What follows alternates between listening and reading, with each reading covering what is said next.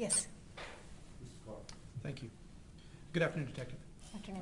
All right, so I think we left off and we were just about finished talking about your interview with Stephen Casaus, and about to start talking about your interview with Cynthia Casaus, Varela Casaus. Okay. Okay.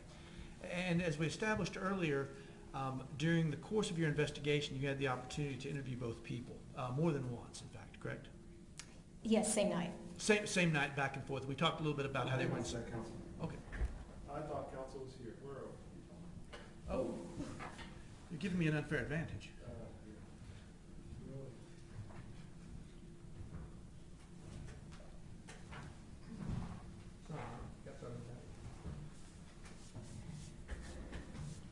Let's start over. So, good afternoon again. Afternoon.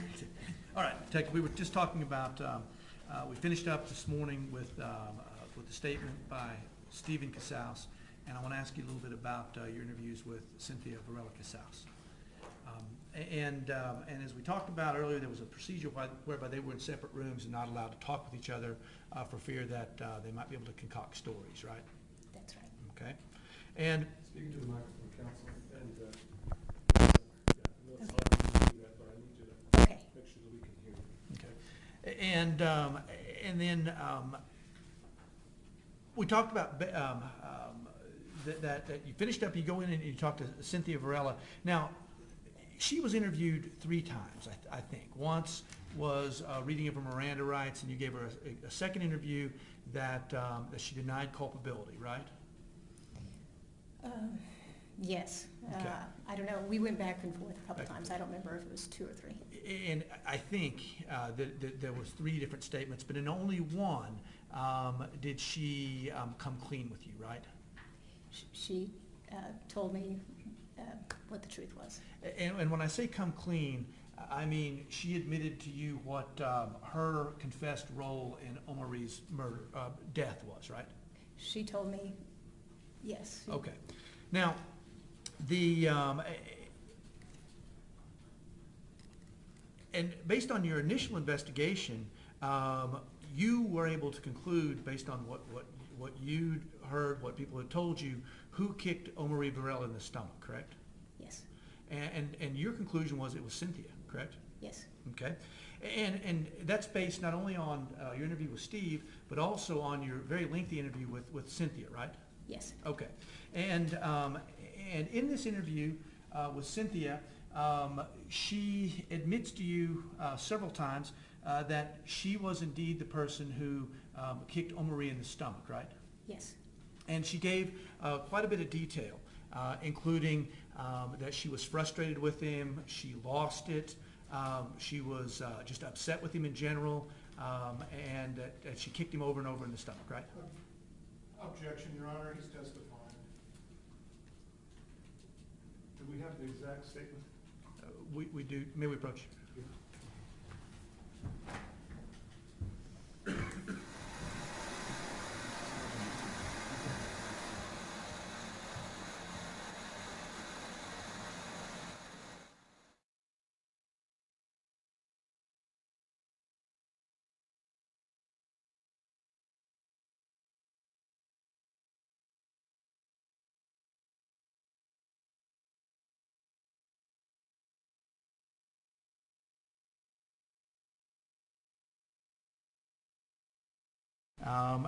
Would it be helpful if you had a copy of Cynthia Varela's statement in front of you so you can remember exactly what she said?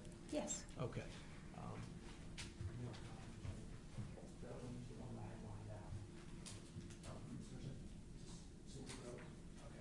All right. So, Your Honor, may I approach witness? Okay. So I'm giving you a copy. It's 19 pages. And I'll reference you to page and line so that we can be sure for certain what Cynthia Varela Casaus told you. Okay. Okay. Okay. So let's first go to page 2 of her statement. And on page 2 is where she first admits that Omaree didn't fall off the horse. Right. I'm looking at line 21. And she says Omaree really didn't fall off the horse? Yes. Okay. And and she says she kicked him down. I kicked him right here in the stomach, right? Yes. Okay. And then go to page 2. Page 2? Yeah. Okay. And she goes on to tell you that she was angry with him for hitting Stevie. Line 8. And then at line 20, Hang on, Counsel. I'm sorry. I think page 3, or are you talking? Yeah, page 3. Okay, said 2. Page 3, line 8. Okay. Okay. And she told you that Omaree made her mad that day, right? May I approach witness? Just show what I'm talking about. I got angry, yes. Yeah, you got it. Okay. And at line 20, she talks about she kicked the right leg there, and he fell back and hit himself. Yes. Right? And then she went on to say, you asked her if she kicked him in the stomach, and she admitted to you that she kicked him in the stomach. Yes. Okay. And then on page 4. On page 4, she tried to explain why she'd done what she did at line 4, that she told you that Omaree was being aggressive and not listening, and so she got upset, right? Yes. And then at line 14, she kicked him. Yes. And then at line 17, he fell back, and she hit him like 2 times.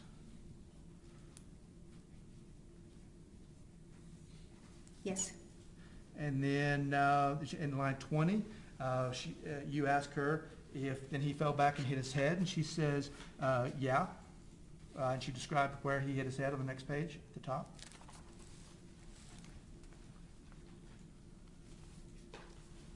Yes. Okay.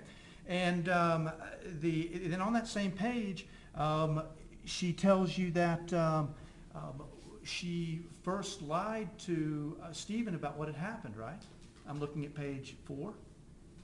I mean, line 4 of page 5.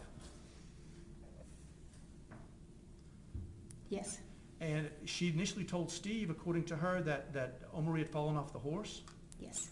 And then ultimately, she told him that she was being untruthful, and she admitted to him that she had kicked him.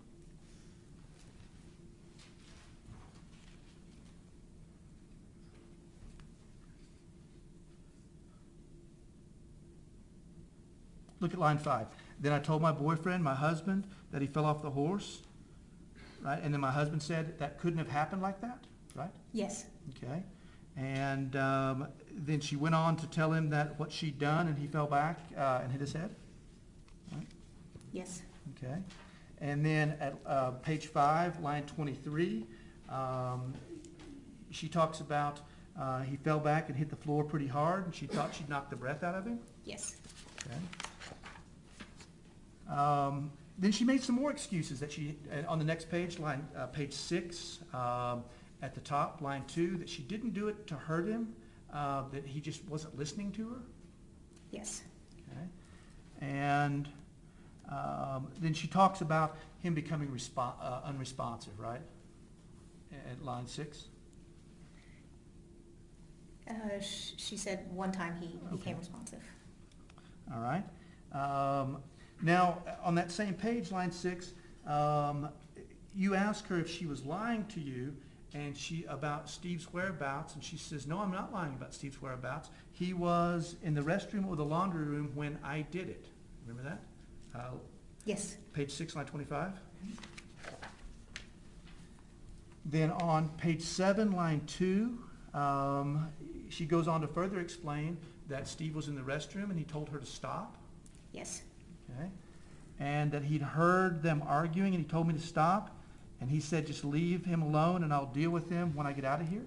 Yes. Okay. And then in the middle of that page, page 7, line 13, I just lost control with him. Yes. Meaning Omaree. Yes. And turn to page 8. At the very top, line 1 and line 2, She says, I just couldn't handle it anymore. I just kicked him down, and when he was down, I kicked him again, kicked him. She said that? Yes. And then she goes on to say, everyone was, and you ask who was all in the room at that time? I did. And she says, everyone except Esteban, which she meant Stephen Casaus, right? She said everybody except Steve was in the restroom. Yeah.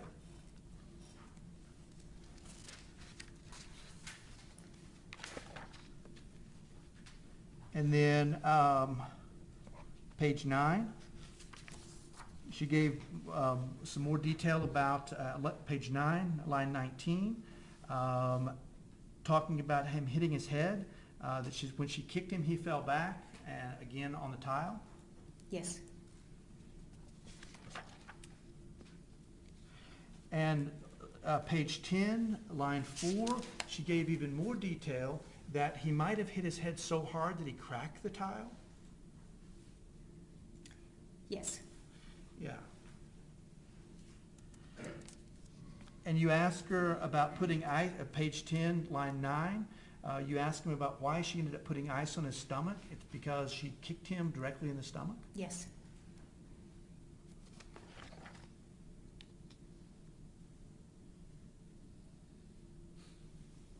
And then finally you ask her on page 11 why her son was in the hospital. And she says, because I kicked him in the stomach and he fell back on his head. Is that why he's in the hospital? And she says, yeah, I think I kicked him. Yes.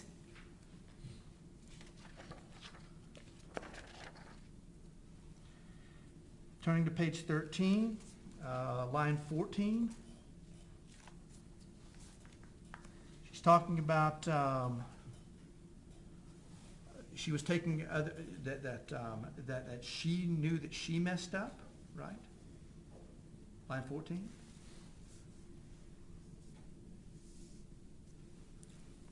Line 14 on page 14? Page 13, line 14.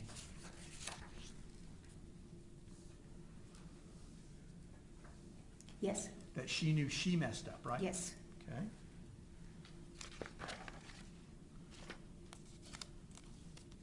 And then on line page 15, page 14, line 1.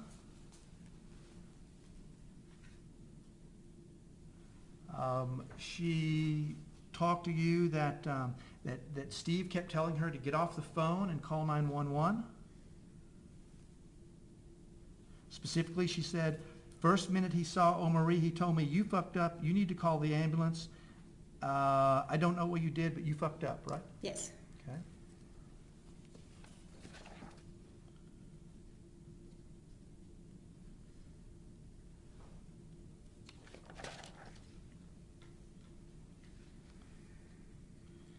And then on page 17, line 1, you asked Cynthia specifically, and you asked her, you're not trying to protect Esteban or Steve Casaus, right? Yes. You were asking that question, and she says no.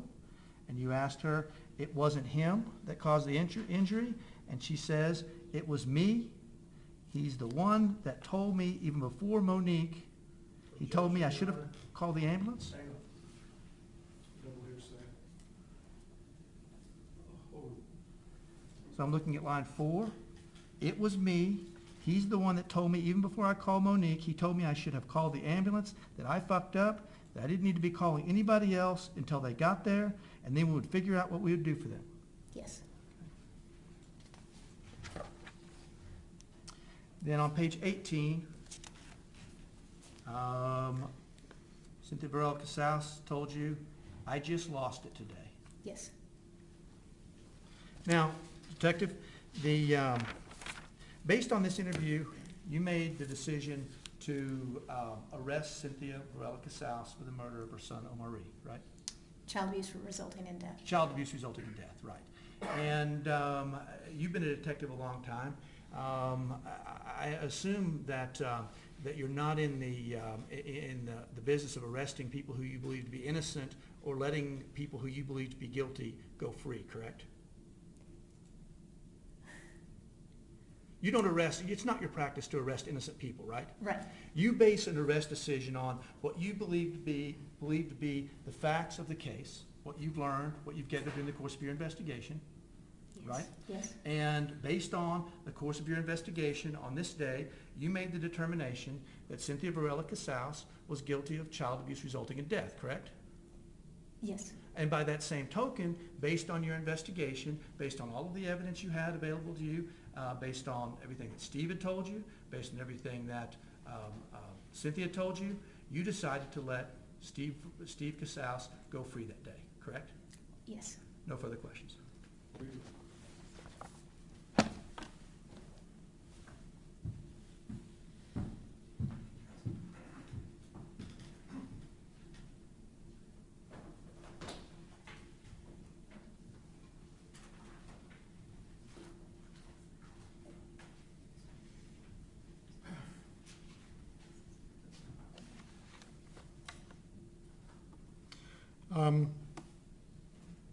Detective English, earlier in Mr. Clark's cross-examination, he said that on the 28th of December 2013, that you know everything you know now.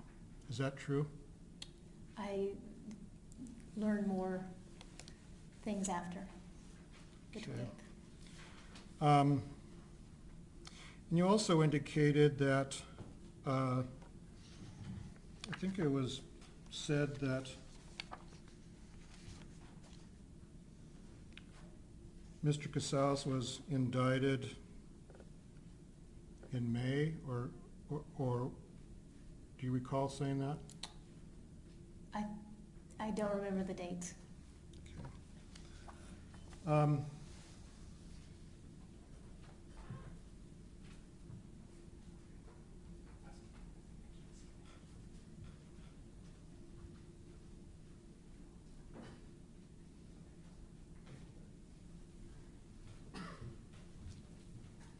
May I approach the witness? I'm handing you a document.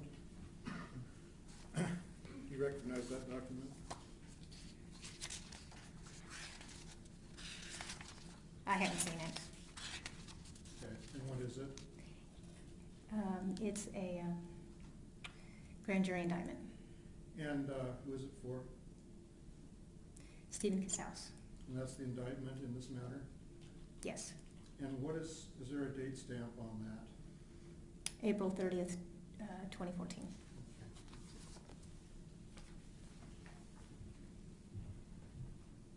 So I think it was said that it was 6 months after the event, but it was actually 4, wasn't it? Yes. Okay, all right.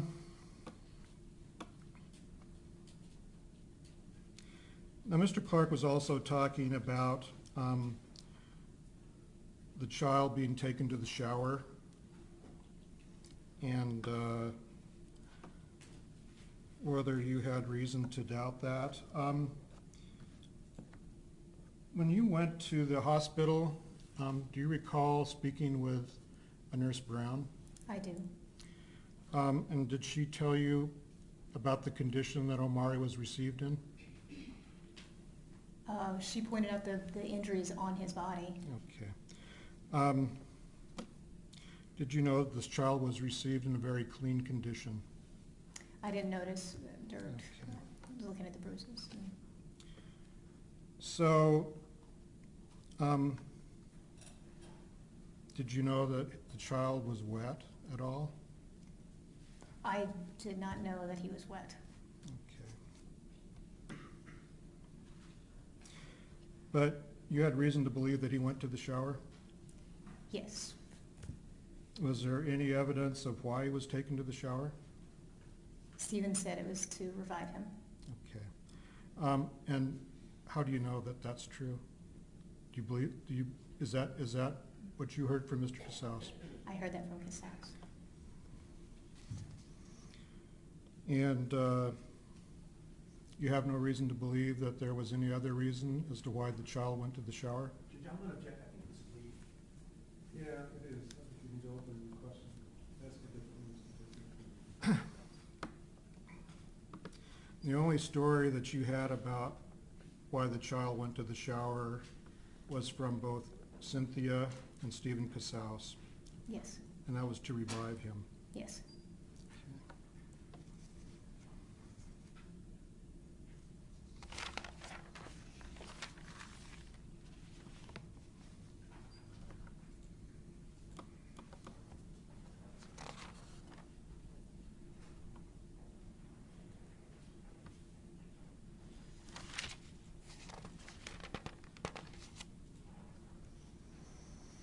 Now, how many different stories did you hear from Mr. Casaus? 3. And how many did you hear from Cynthia?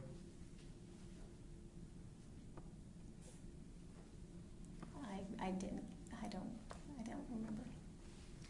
And were not their initial stories pretty much the same?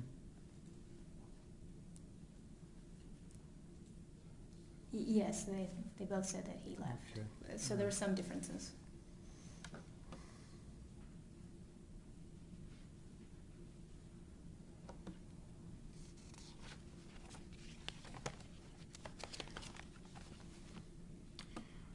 And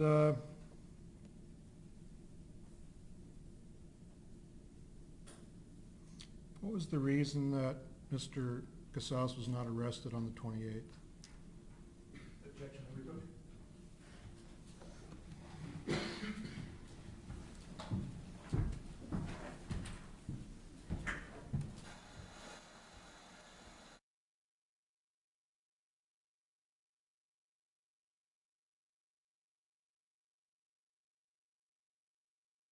Detective remaining subpoena. We may call her as rebuttal. You're still on the subpoena, so they may call you for later in the trial, so make yourself available. Yes, sir. So they call you next week, you're free to go, thank you.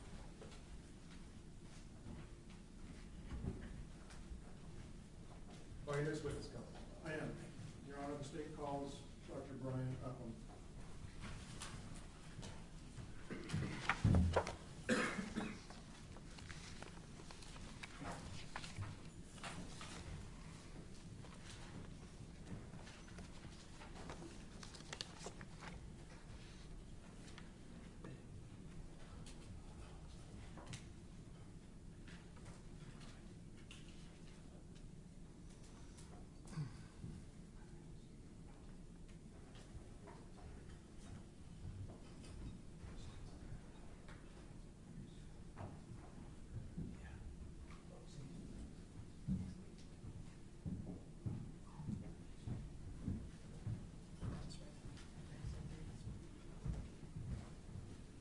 Would you raise your right hand? You solemnly swear that the testimony you're about to give forth here this afternoon will be the truth, the whole truth, nothing but the truth, on the penalty of perjury? I do. Have a seat, if you would. Would you state your full name for the record, spelling both your first and last name, please? It's Brian Upham, B-R-Y-A-N, last name Upham, U-P-H-A-M. Mr. Jenner. And Mr. Upham, what is your occupation? I'm a pediatric emergency doctor at UNM. Okay. And please tell us about your medical education. Okay. I graduated from the University of New Mexico medical school after 4 years in 2001, then went on to a pediatric residency for 3 years, graduated that in 2004 from the University of Utah, and then went on to more training in pediatric emergency at the Children's Hospital of Philadelphia and graduated that in 2007. Okay. And what happened after that? I was hired at UNM. Okay. Do you belong to any professional organizations? I'm a member of the American Academy of Pediatrics.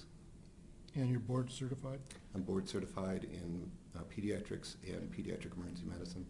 Okay. How many children have you treated in an emergency situation in the course of your career? Boy, that's hard to say. At UNM, we probably see roughly 3,000 patients a year. So since I've been here, probably 24,000 patients, something like that. Okay. Have you ever testified in any court cases? I have. And where was that? Here. Have you testified recently? Just this spring, Okay. And were you qualified as an expert? I was. Your Honor, we'd ask that the witness be qualified as an expert in the field of emergency pediatrics, and I believe the defense will stipulate. That's correct, Your Honor, we stipulate. Oh, to be qualified as an expert in that area and be able to provide an expert opinion accordingly. Did you come into contact with Omaree Varela on December 27th, 2013? I did. Do you know what time that was? I don't recall exactly. It was the afternoon, late afternoon. Would it help you to refresh your memory to look at a record? If you like, I can.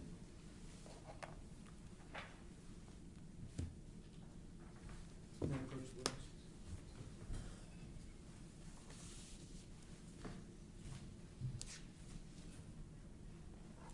So, yeah, the notice dated or timed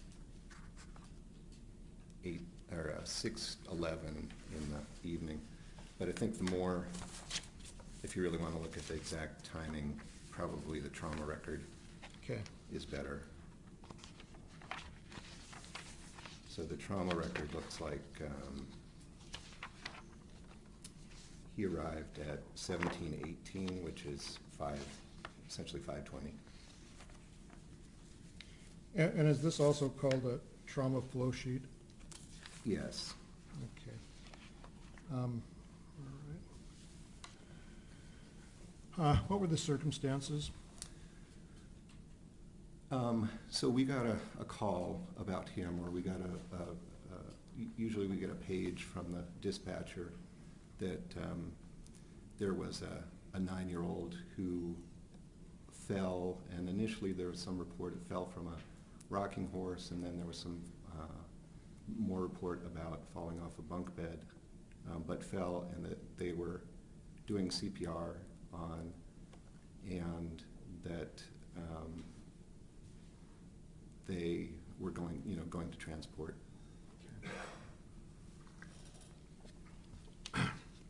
And what was happening when Omaree arrived? So on arrival, they were doing, the paramedics were doing CPR. He had no pulses. He was not breathing on his own. He had a breathing tube in.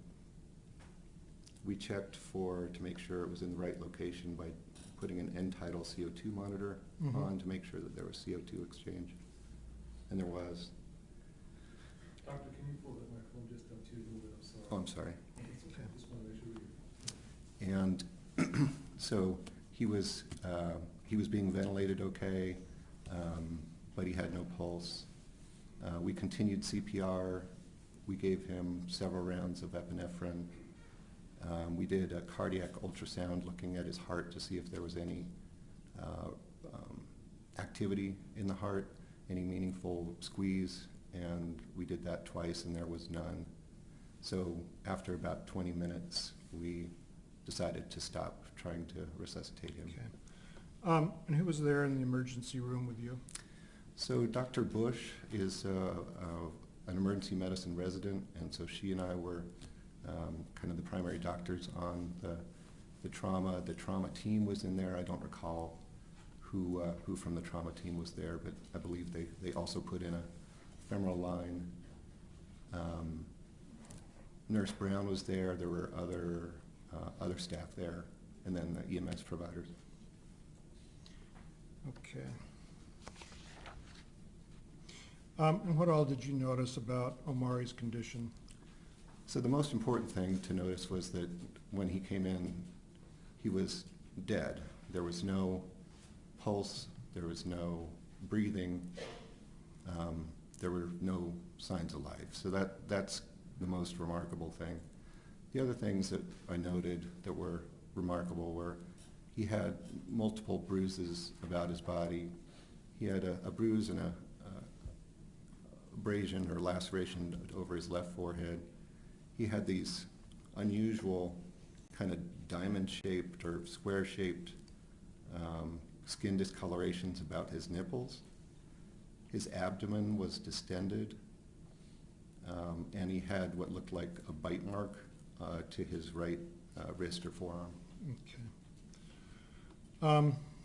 Did you run lab work on him? We did. There wasn't a whole lot of lab work to do, but we did what's called an ISTAT gas, and that's it looks at your acid-base balance and your electrolytes. We did a glucose, and it also looks at your kind of red blood cell count, if you will. Okay. I think you said you checked his pH. We checked his pH. That's what that does. So it checks pH, electrolytes, and hemoglobin and hematocrit. And how was that? So it was very low. His pH was very low. When the sicker you get, the more acidotic you get. A normal pH is about 7.4. His was 6.5. I've never seen anybody survive with that low of a pH. So he had a very low pH. He also had a low hemoglobin and hematocrit, and those are your kind of red blood cell counts. And do those indicate anything else? So those would indicate that he had lost blood from somewhere, a significant amount of blood, because they're about a third what they should be. Okay. Did you see any signs of blood loss on his exterior body? There didn't appear to be significant signs of blood loss there. There was some blood from the rectum, but that is usually a terminal event. So when people are dying, they will often stop perfusing their my understanding of it is they stop perfusing their colon, and it dies and bleeds. So was there, you said there was blood that was coming out of his rectum? A little bit, yeah. Okay. And can you determine where that's from? I think you said that it can be from the colon. Yeah, that's right. So, like I said, that's not an atypical thing for people that are dying, is to have a little blood from there at the end of their life. You said his stomach was distended. Did that indicate anything to you? So it can mean a few things, but one thing we worry about is blood in the abdomen. Okay. Could it have been that the blood that came from his rectum came from his abdomen? It's unlikely. So when you lose blood into your abdomen, it doesn't go through your whole digestive tract. Okay. It just goes outside. And so, for example, somebody who would have an injury to their abdomen would initially be in pain, and then their abdomen would get more and more distended with the blood, and they'd be in a lot of pain, and eventually they would pass out and eventually die. Okay. So what were all the things that you did in that brief amount of time? So we continued CPR. We made sure that he had good air exchange. We gave him, I believe, 3 rounds of epinephrine. We gave him, I believe, 1 round of sodium bicarb because his pH was so low. And we looked at his heart activity with an ultrasound machine. Okay.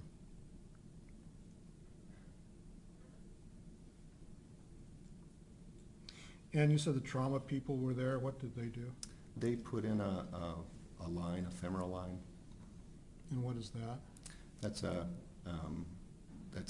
line to give you better access to the vasculature to give fluids or blood, or we also gave him some fluids. All right. And again, how long did you continue to try to resuscitate him? Approximately 20 minutes.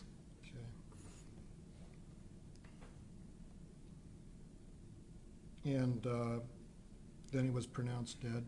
That's right. And this doesn't necessarily mean that that's the time he actually died, is that correct? No. I think you could argue not to have done any more resuscitation. The EMS providers had done what sounded like at least half an hour of resuscitation without any signs of life. He showed up dead. We, in an otherwise healthy 9-year-old, we tried to do everything we could, but I think you could make an argument that he was dead on arrival and there was really nothing to do. Okay. And who declared him dead? I don't recall it was either. It's usually it's a joint decision. We usually make sure everybody is okay with stopping resuscitation, and Dr. Bush and I'm sure together, agreed that there was no point in continuing.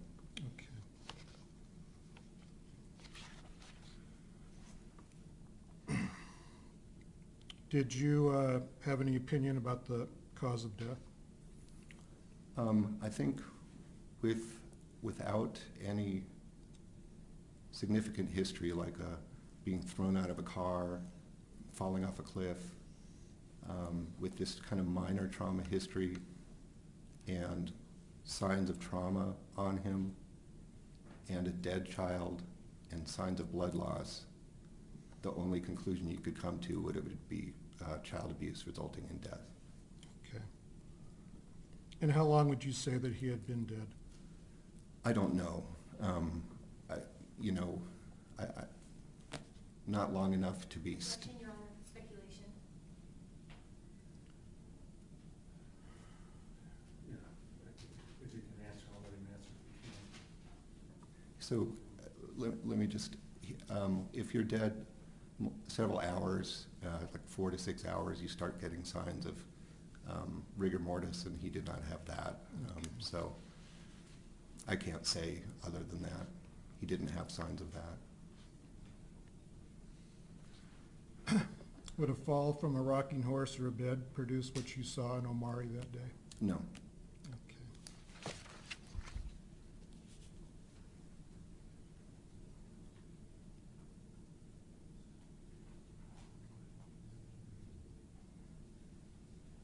Pass the witness, Your Honor. Cross-examination. Doctor?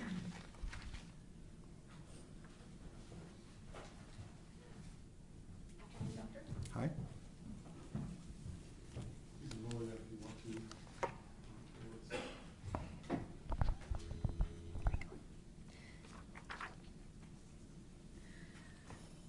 Doctor, you talked about some of the outward signs of injuries that you saw in Omaree.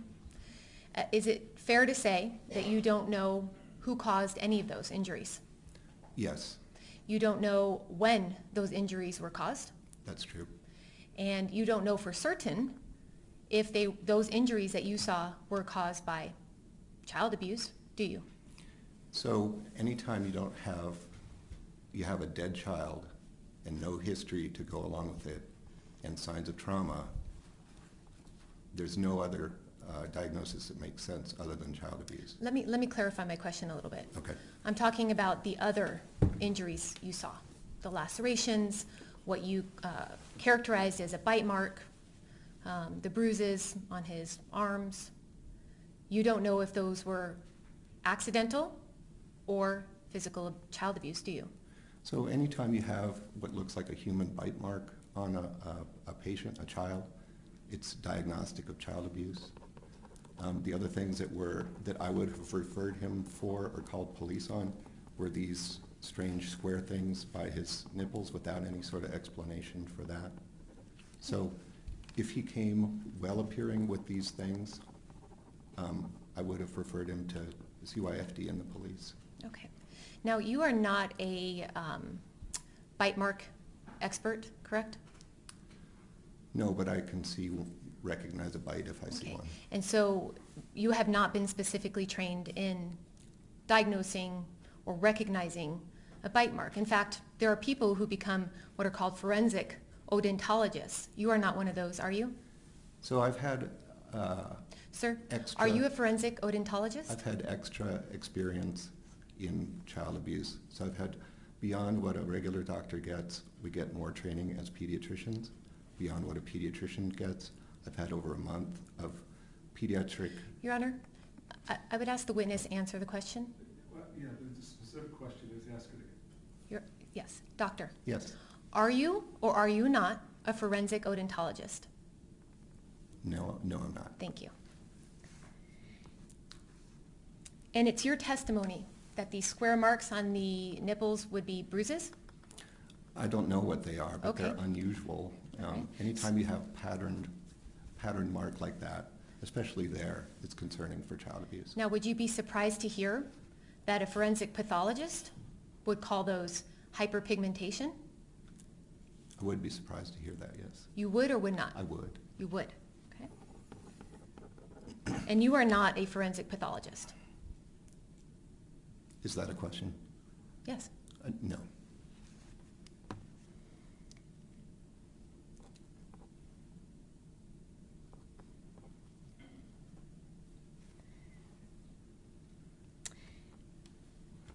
When blood is running through the body, it keeps it warm, correct?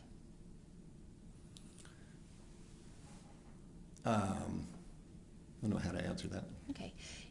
If you were examining a patient who had a warm torso, you would expect that would mean circulation was going through that patient's body, correct? Yes. With regard to these injuries, I don't know if I asked you this or not, but with regard to the injuries on the exterior of Omaree's body, you don't know who caused those injuries, if any. Anyone, right? I think you asked that. Okay. I don't remember that you answered it. Do you know who caused those injuries? I did answer, and I said, no, I did not. Okay. And you do not know when those injuries were caused? It's the same question. Do you know when those injuries were caused? No, again, I do not. May I have a moment, Your Honor? Pass the witness. you read that?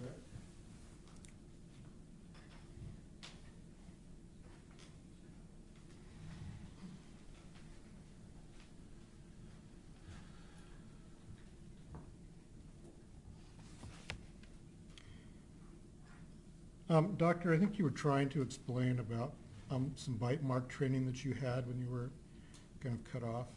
So I've had, as part of our training, we go through another month in our fellowship training in specific child abuse training.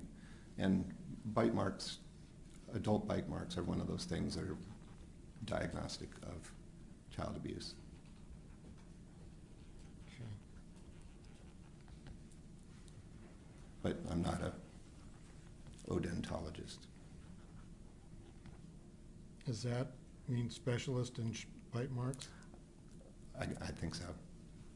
Okay, all right. You've talked about having extra experiences in child abuse. Is there more to add on that? Well, just the next, I've worked at UNM for 8 years, and we have, unfortunately, a lot of child abuse in the state, and so we see it on an almost daily basis. Okay.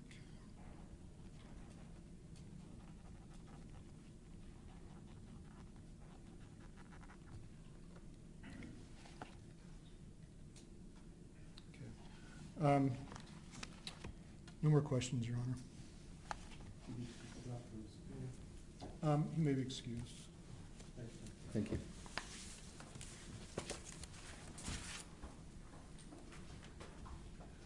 They call you next witness? Maybe you're trying.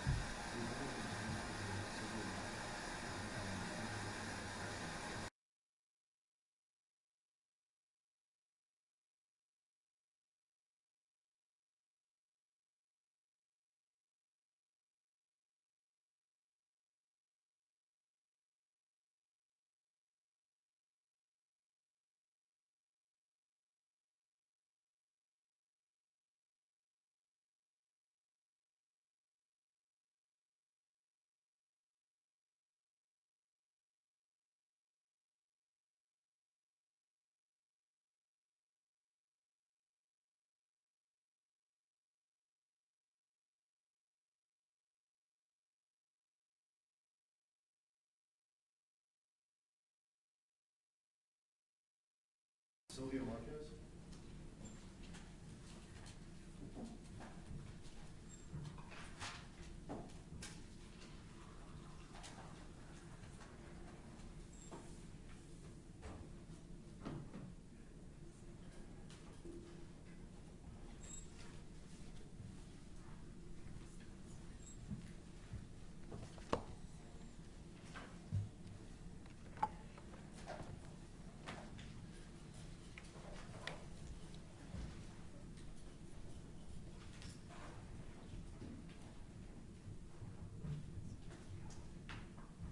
Leave the bottle.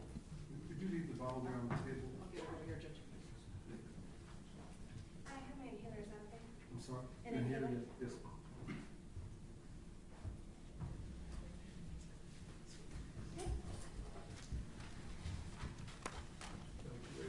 You solemnly swear that the testimony about to give before you this afternoon will be the truth, the whole truth, nothing but the truth, and nothing else but the truth. Yes. That's it. Would you bring that microphone down to you, facing you? You can move the face, there you go. And then just state your full name for the record. Sylvia Varela Marcus, Can you spell both the first and last name, please? Sylvia. Varela is Varela. Marcus is Marquez. Thank you. Mr. Marshall. Thank you. Good afternoon. Hello. And Miss Marquez, do you work? No, I stay at home. And who lives in your home? Myself, my husband David, my daughter Gabby, my other son Donovan, my other son Justic, and then I have my niece and my nephew Nevi and Stevie.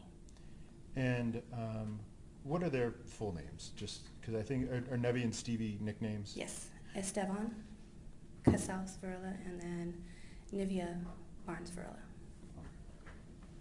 And when did you, or when did the two of them start living with you? February 23rd of 14, because we're going on 2 years. All right. And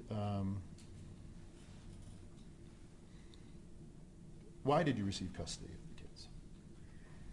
Because of what has happened to their brother, And what's their brother's name? Omaree Varela.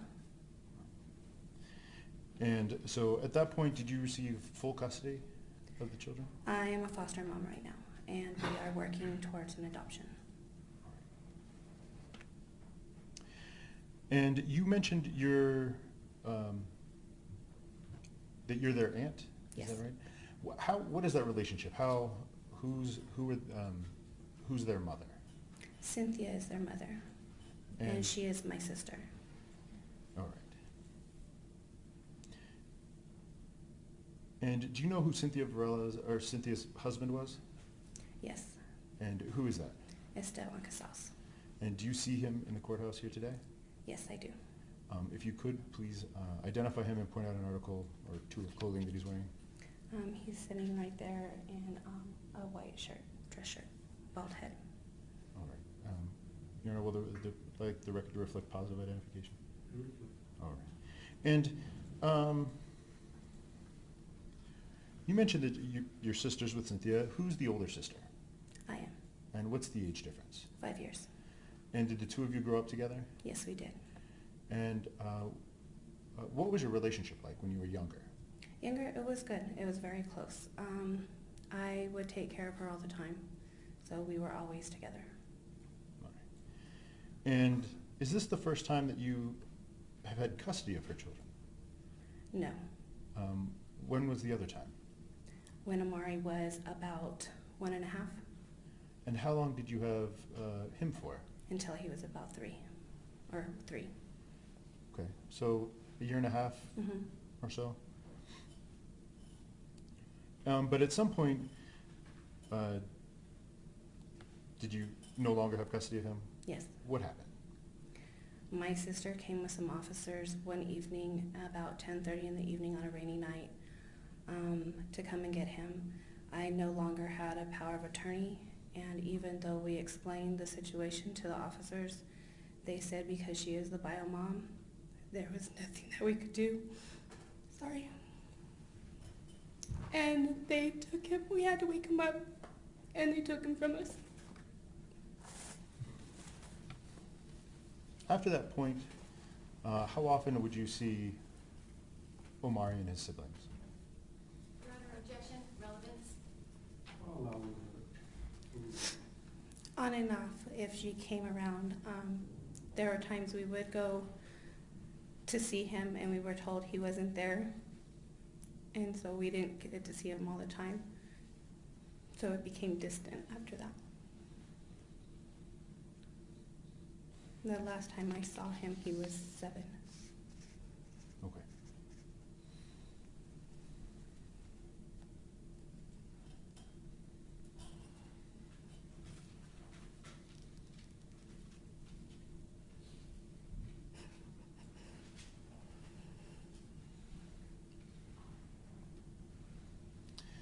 Since you've had the children, has Cynthia ever written you?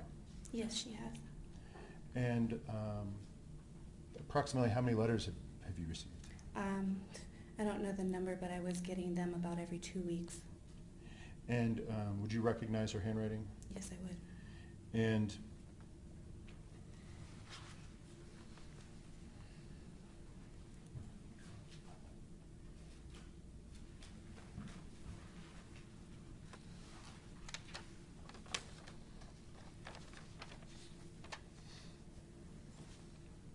if you were shown one, would you recognize it? Yes.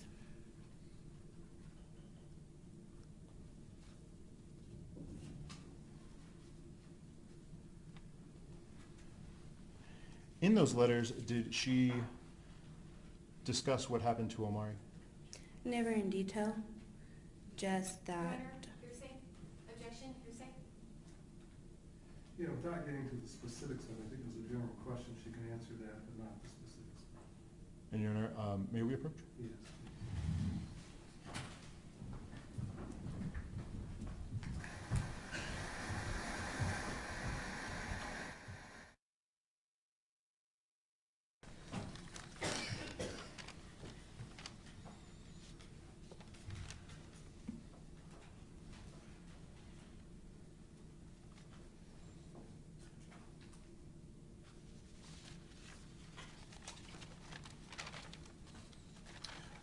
I'm sorry, you said that you would recognize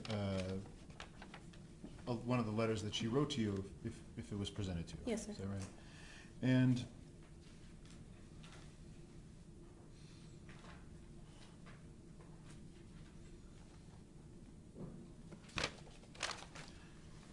I'm going to show you I'm going to show you what's being marked as State's Exhibit 58.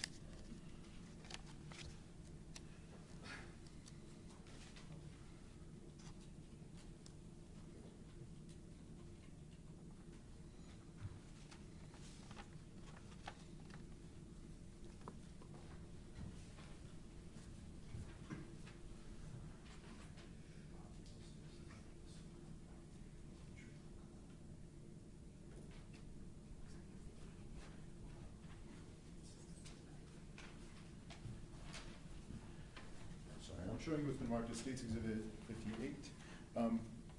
If you could just look at that and tell me if you recognize. Yes. And how do you recognize this? It's my sister's handwriting, and it's a letter to myself. And is it dated? Yes. And when is it dated? 4/6. And it's how many pages is that document? I believe this is part of just the one on both sides. And is it signed by your sister? Yes, sir. And when you received this, you believed it to be written by your sister? Yes, sir. And on the back side of that page, did she write,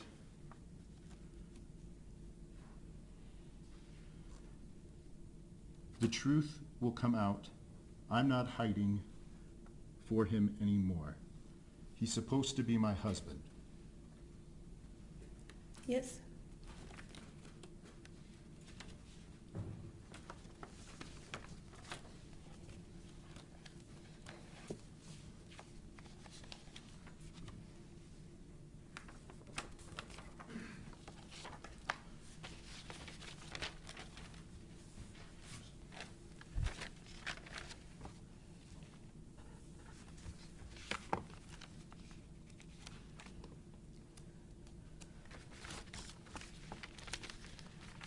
I'm showing, I'm gonna show you what's been marked as State's Exhibit 60.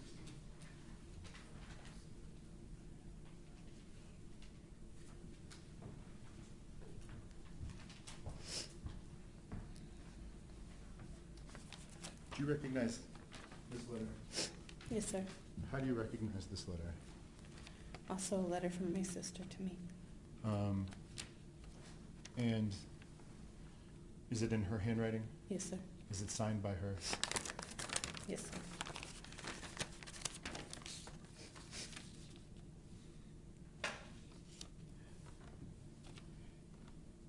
In it, probably about 2/3 of the way down the page, did she write, "I know I made a lot of mistakes and choices, but sister, I know and God knows I'm not the reason.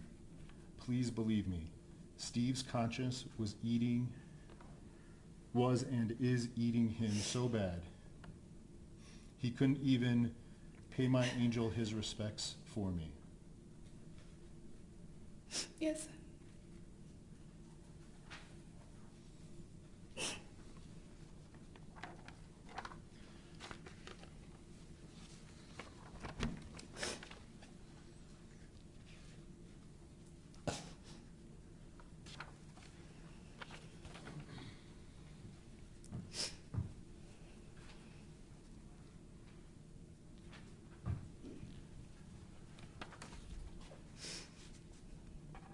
I'm going to show you a letter that's being marked as State's Exhibit 61.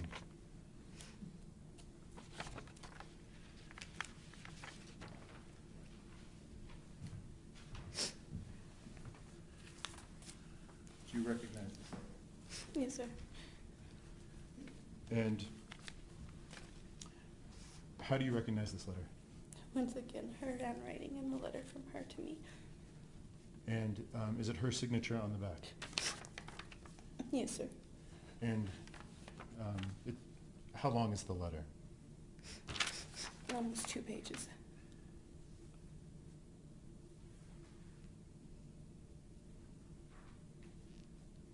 Did she write, and it's approximately 3/4 of the way down on the front page of that letter. And sorry, what is the date of that letter? 4/31/14. I love you guys with all my heart, and I'm sorry, but God will see me through, just like he brought Steve here. Karma's a motherfucker. Yes.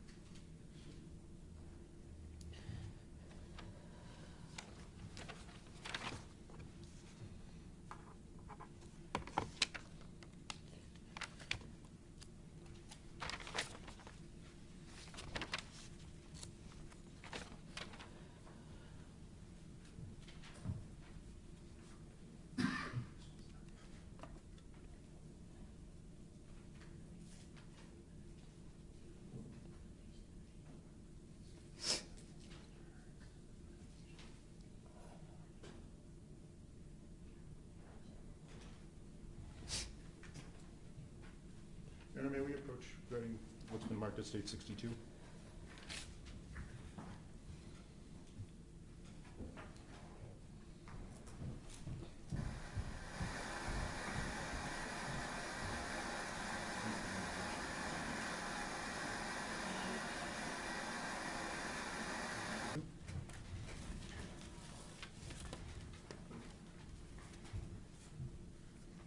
Do you recognize this letter? Yes. How do you recognize it? Her handwriting. And is it signed? Yes. Is this one dated? No. Do you know when it was sent to you? Yes. My birthday. And how do you know that? Because she put happy birthday, sister. And when is your birthday? July 20th. And was this written after Cynthia's arrest? Yes.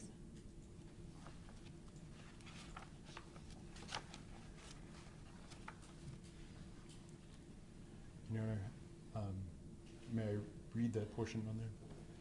Retrieve.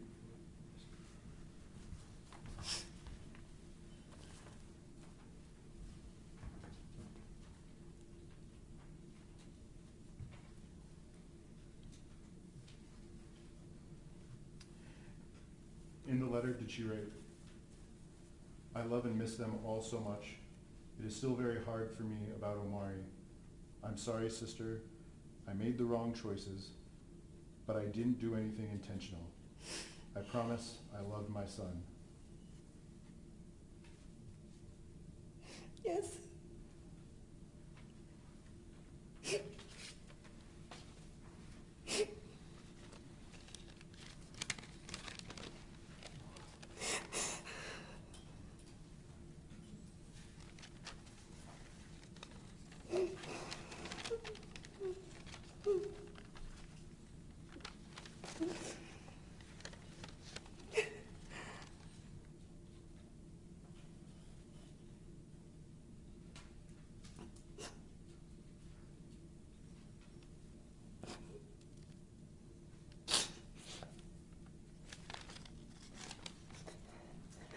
You need to take a break, Mrs. Mark. I'm okay.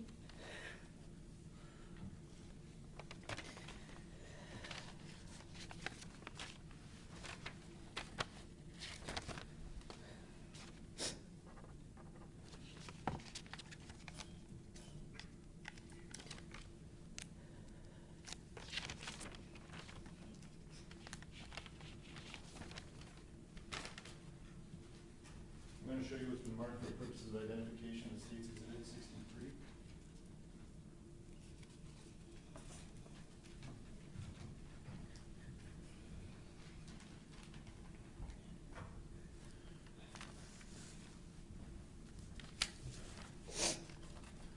Do you recognize this letter? Yes, sir. And how do you recognize this letter? Her handwriting, and also a letter to me. And what's the date on this letter? January 1st, 2015. And you said that this letter was written to you? Yes. And if you could, could you just take a moment to review the letter, and then I'm going to ask you a question about it. Okay.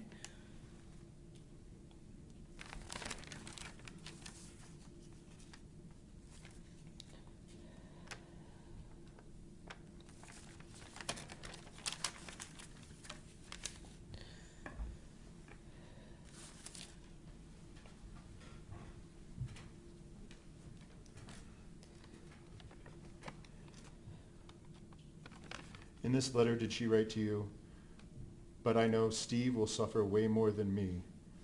Omaree will never let him rest"? Yes. Did she also go on to write in that letter, "Sylvia, I love you, and if there's any question I can answer truthfully is that it was not at the hands of me. I allowed a lot to go on and happen, and I take responsibility for that part, but I would never do that to anyone, much less my son"? Yes. She goes on,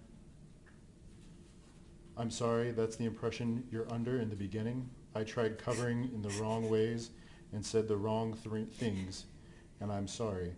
But what else or who else could I have turned to?"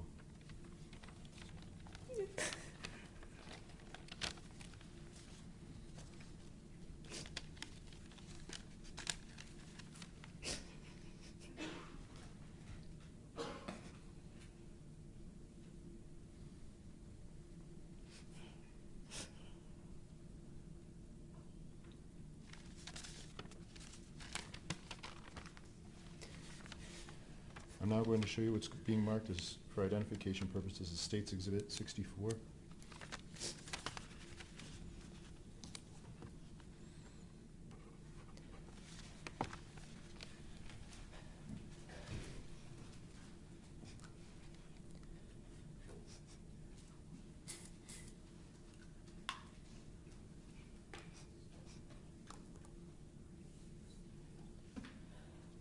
May we approach on it?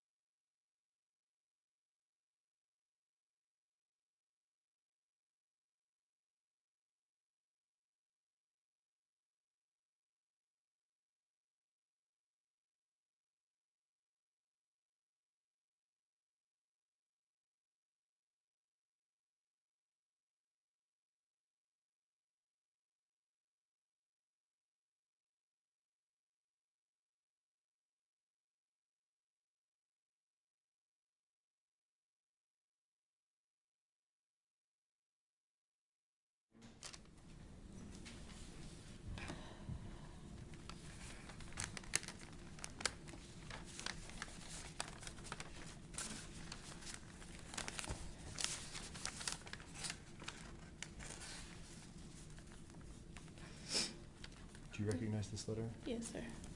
Who is this letter written to? To my daughter, Um, Gabby.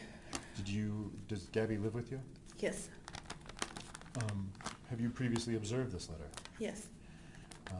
Is it in your sister's handwriting? Yes, sir. And is it her signature? Yes, sir. I'd like to give you a moment to review that, and then I'm going to ask you a question about that letter.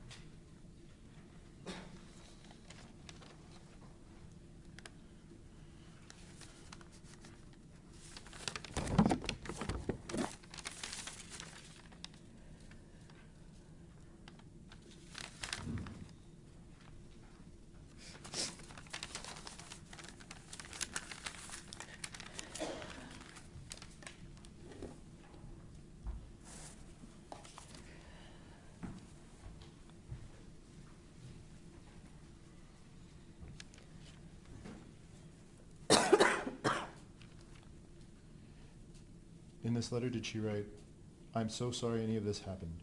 I made some bad decisions and didn't protect Omaree or the babies from Steve the way I should have. I allowed Steve to influence me in all the wrong ways, and I'm sorry. But I know the truth is coming out." Yes.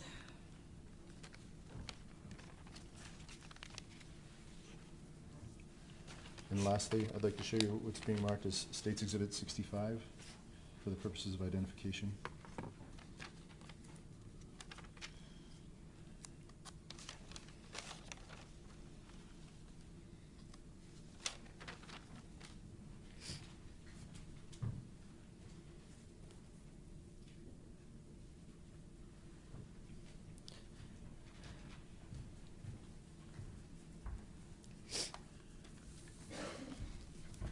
Do you recognize this letter?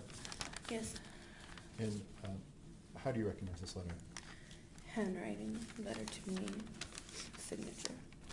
And is it a letter written by Cynthia Varela Casaus? Yes. If you could take a moment and review that letter, and then I'm going to ask you a question about it.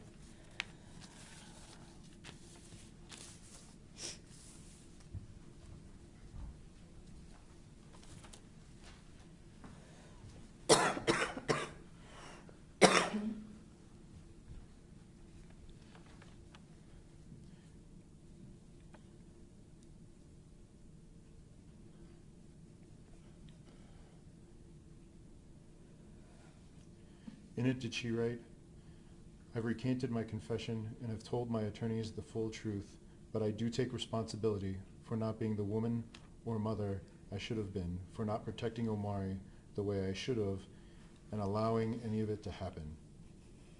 Yes, sir.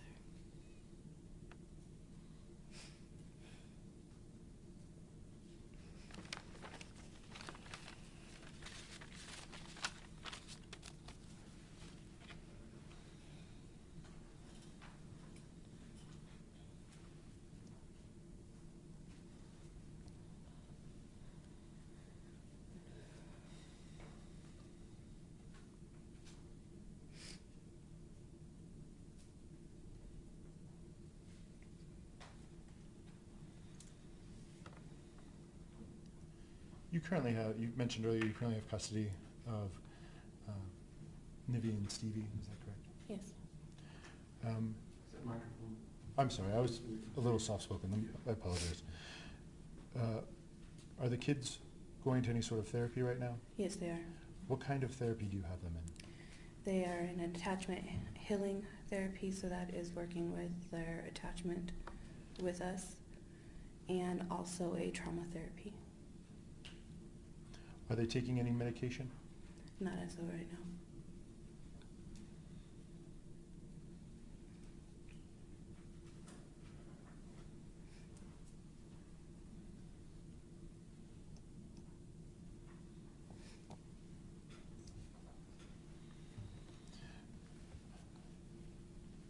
How well did you know Stephen Casaus?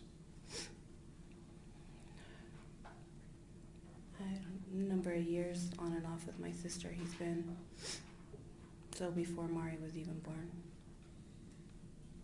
And you've met him before? Yes, You've interacted with him? yes.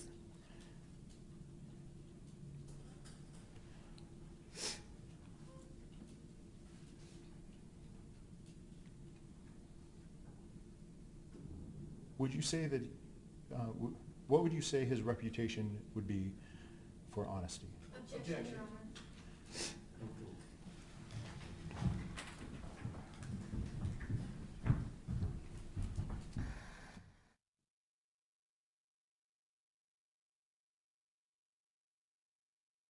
Discuss before we bring it back in. So again, it's not time to start deliberation, just go relax. In fact, let's take our long break. So this is maybe a 15-20 minute break, okay? Just go relax a little bit, don't start deliberating, try to relax a little bit. We'll do it. Please rise for the group. Again,